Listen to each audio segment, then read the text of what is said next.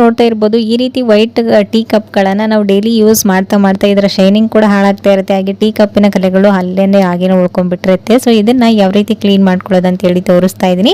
ಇಲ್ಲಿ ನೋಡ್ತಾ ಇದ್ರೆ ಒಂದು ದೊಡ್ಡ ಪಾತ್ರೆಯಲ್ಲಿ ನಾನು ಒಂದ್ ಸ್ವಲ್ಪ ಬೆಚ್ಚಗಿರುವಂತ ನೀರನ್ನ ತಗೊಂಡಿದ್ದೀನಿ. ಇದು ವೈಟ್ ಬಟ್ಟೆಗಳಿಗೆ ಹಾಕ್ತೀವಲ್ವಾ, ಈ ಒಂದು ನೀಲಿನ ಇದರಲ್ಲಿ ಒಂದು 4 ಡ್ರಾಪ್ನಷ್ಟು ಹಾಕಿ ನೀರನ್ನ ನೀಟಾಗಿ ಮಿಕ್ಸ್ ಮಾಡಿಕೊಂಡು ನಂತರ ಈ ಕಪ್ಗಳಲ್ಲಿ ನೀರನ್ನ ಒಂದು 5 ನಿಮಿಷಗಳ ಕಾಲ ಈ ರೀತಿ ತುಂಬಿ ಇಡಬೇಕು. ನಂತರ ನೀವು ಈ ಒಂದು ಕಪ್ಗಳನ್ನ ವಾಶ್ ಮಾಡ್ಕೊಳ್ಳೋದ್ರಿಂದ ಇದರಲ್ಲಿ ಇರ್ತಕ್ಕಂಥ ಟೀ ಕಲೆ ಆಗಿರ್ಬೋದು ಅಥವಾ ಇದರ ಶೈನಿಂಗ್ ಕೂಡ ನೀಟಾಗಿ ಕಾಣಿಸುತ್ತೆ. ಸೊ ಇಲ್ಲಿ ನೋಡ್ತಾ ಇರ್ಬೋದು ಒಂದು 5 ಮಿನಿಟ್ಸ್ ಬಿಟ್ಟು ನಂತರ ವಾಶ್ ಮಾಡಿ ತೋರಿಸ್ತಾ ಇದ್ದೀನಿ.